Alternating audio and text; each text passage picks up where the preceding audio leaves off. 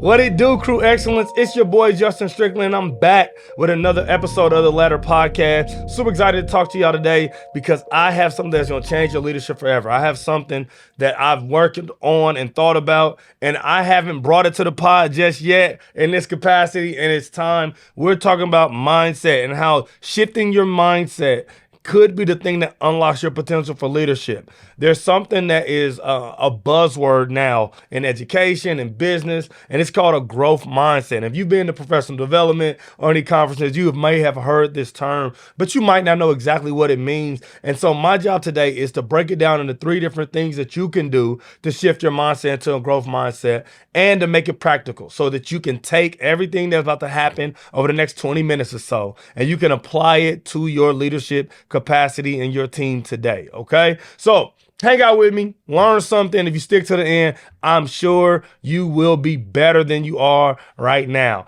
So before I get into that, I want to jump into some housekeeping.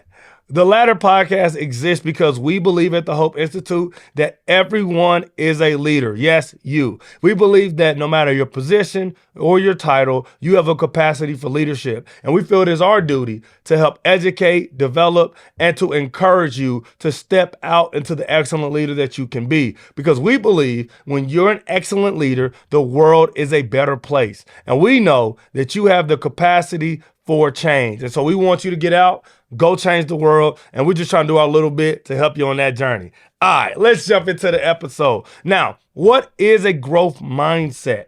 A growth mindset is the ideal that you can change, which is not to be confused with a fixed mindset. And so we juxtapose it, right? We look at both and we see how they compare. A fixed mindset says, this is what it is. This is how it is. This is who I am. So when you're fixed, just like the word suggests, you don't move. But when you in a growth mindset, you can move, you can ebb, you can flow, you can get better. And as leaders, especially those that are in Crew Excellence, we ain't new to this, we true to this. We always are about growing. We always are about becoming better. And so let's talk about 3 things that really impact your ability to have a growth mindset, okay? The first one is the way that you embrace challenges. The way that you embrace challenges. A fixed mindset sees challenges as an obstacle. They have pre-designed goals, and every challenge that arises is an obstacle to get to those goals. So when someone with a fixed mindset encounters things that aren't perfect, things that don't go the right way, they can become irritable, they become despondent, they become upset and angry because they have an ideal of how things are supposed to go. And when they don't work out, they are not able to adjust or to make new decisions or new plans in the moment. So people with a fixed mindset, they fail when they oftentimes fail when they encounter obstacles. Now, those with a growth mindset, they're really good at reframing challenges. And they reframe them not as obstacles, but they see them as opportunities for learning, for innovation, and for personal team development. See, when people with a growth mindset encounter challenges, they start to seek out new experiences because they know it is in the discomfort, it is in the challenges that they're finding new opportunities for success. Think about how many business owners you hear talk or that have made it, that talk about the times that they failed or the times that they did not quite achieve or succeed, and how that becomes a part of their story. One of my favorite stories is Michael Jordan and how he got cut from his basketball team, which is always interesting because it was part of the folklore in the 90s. He got cut from his basketball team, and that's not what happened. He didn't make varsity, okay? But he didn't make varsity, and that's part of his story.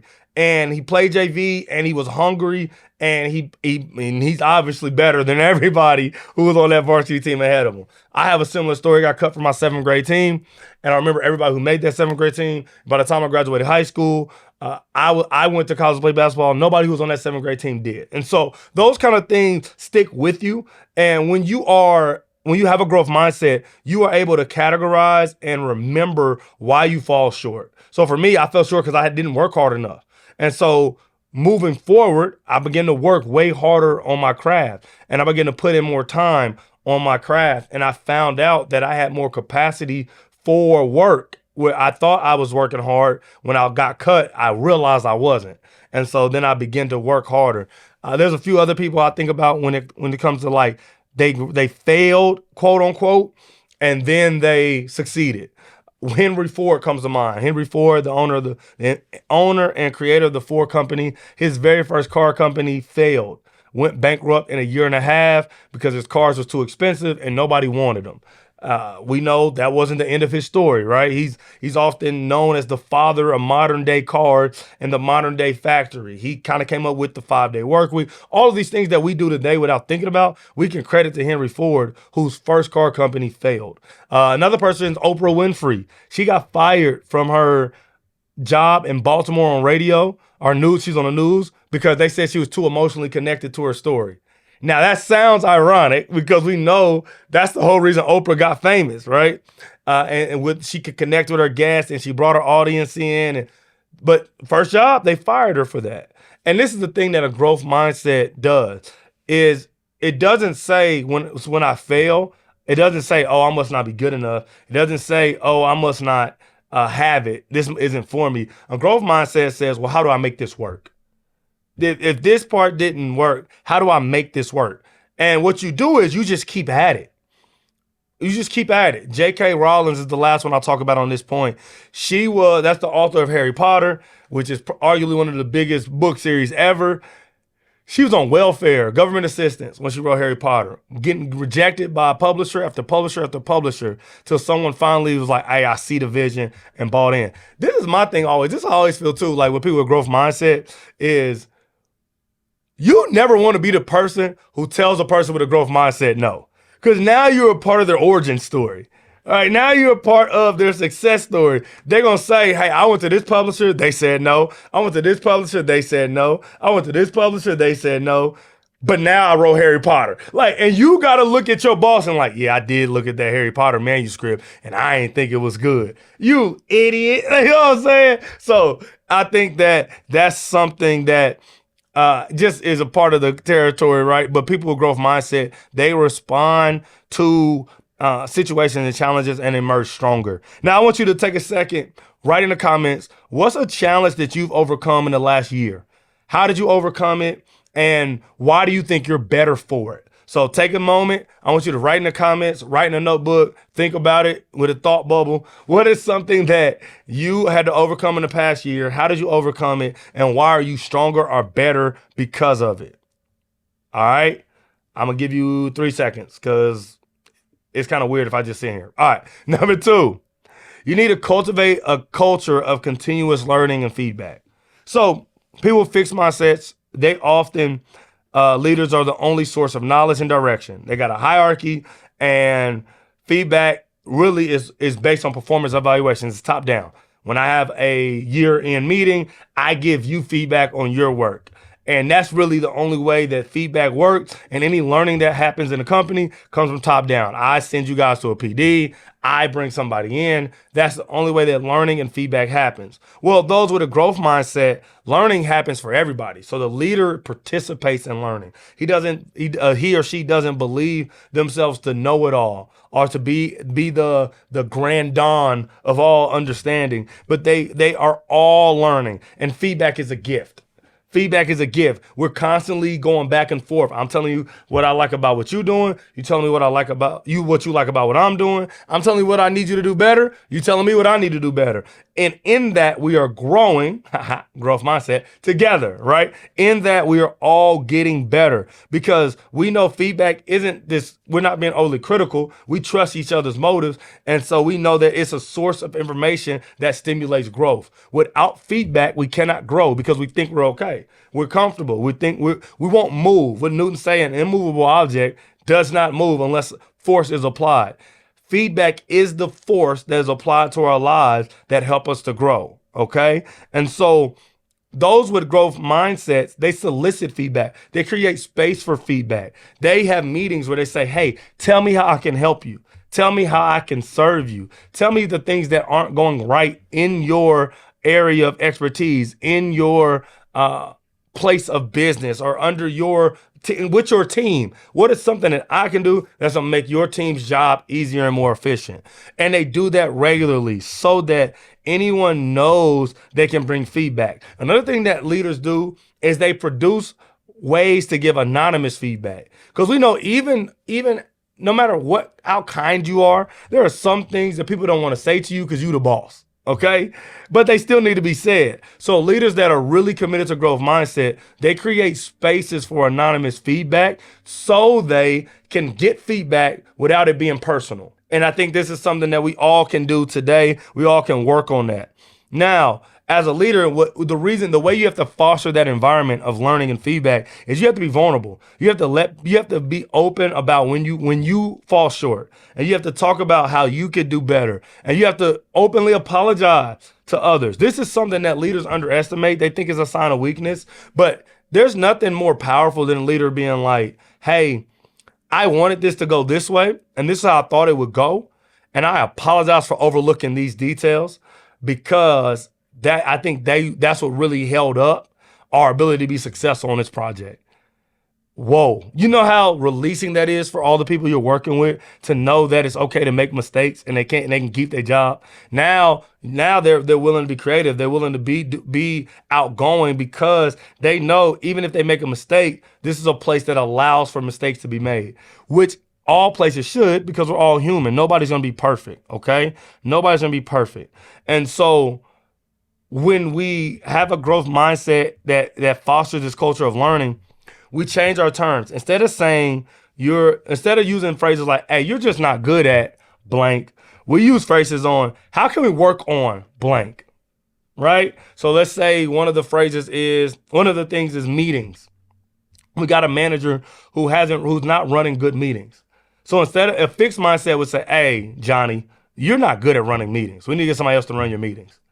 A growth mindset says, "Hey, Johnny, I want to help you improve the way your meetings run. Let's meet and see what things we can set up so that your meetings run smoother." Because I believe Johnny can be good at running meetings. And so I give him an opportunity to grow. That's what a growth mindset does. That's what growth leaders do, okay? So one of the things that you can do today, leaders, I'm giving you action steps along the way. One of the things you can do today is create consistent touch points where people give you feedback and you give feedback. So these are check-ins that are focused on development and learning and not just performance. So I'm not just talking about how you did. I'm talking about how you can do, who you can become, what we can find out together. I'm focused on the future, not just on the past. And make sure that the feedback that happens doesn't always just come from you. Create space for peer-to-peer feedback. Bring in people from other departments and allow them other areas to give feedback to each other, because often they don't got no skin in the game. They have a different viewpoint than you or even the person in the area, and they can provide some valuable feedback that helps you to grow if you give them the opportunity and space for it. Okay. All right. Now, the last one I'm giving you today, number 3, is empowering others through belief in their potential. So people with growth mindset, they see potential. And potential sometimes can be an overused word. I'm a coach. I'm a basketball player. And so I hear people talk all the time about potential. And I admit, as a sports guy, sometimes I get tired of it because everybody don't got no potential. You 28, you ain't got no potential, bro. You is who you is. All right. But that only exists in basketball. In real life, you still have a ton of potential at 28, 29. Like, I'm 32. I'll be 33 by the time this airs. And man, I'm just getting started. Like, I'm learning stuff every day. I thank God I'm not who I'm about to be for the rest of my life right now. Like, there's so many more things that I'm going to learn and grow into. And so I think that sometimes we get so caught up on who someone is today that we miss who they could be. And in that, we miss opportunities to pour into that person. And so I have MyFitnessPal, and it does something that I think is interesting. It'll send me a message and says, "Your future self is so grateful that you logged your food today." And I'm like, that's interesting. That's dope, because it's true. My future self is benefiting from my discipline today. And it's the same way when we approach the people that we're leading. Our company can be better in the future if I invest in my people today. That's the thing. You don't necessarily have to be super innovative. If you know that these are the people and they're good, solid people, and you invest in them, your company will grow and become better because they'll be better. It's the same thing. Like, I talk about sports all the time, like AAU basketball. If you get a group of guys that are 7 or 8 years old and you invest in them year over year over year over year, when they're 16, 17, they're going to be really good. They're going to be really, really good. And you don't have to get new guys. If you just take 10 guys and say, hey, give me 8 years, give me 9 years, and you're going to be a good basketball player. It happens.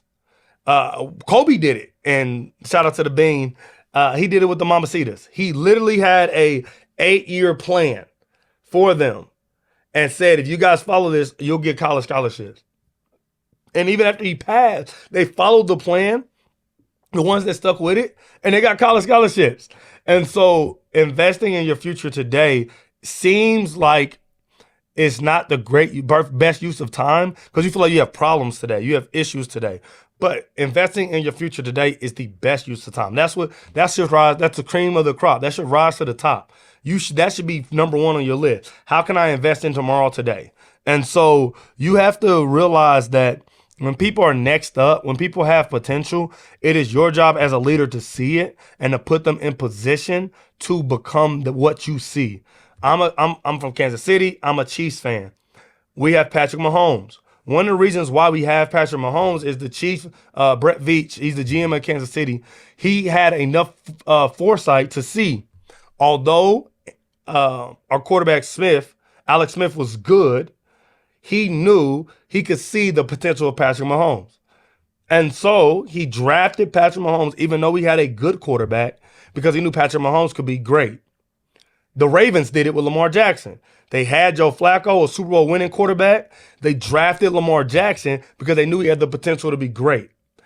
It is the organizations that see potential and know how to encourage it and to fan the flames that are successful long term. Okay? Everybody can be successful today. Not everybody.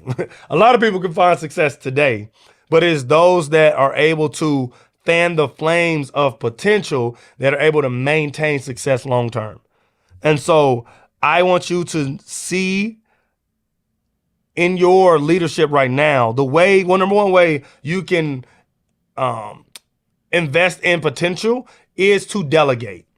Give things away to people, give them ownership, give them autonomy, give them potential for failure, and step back and allow them to do what they do.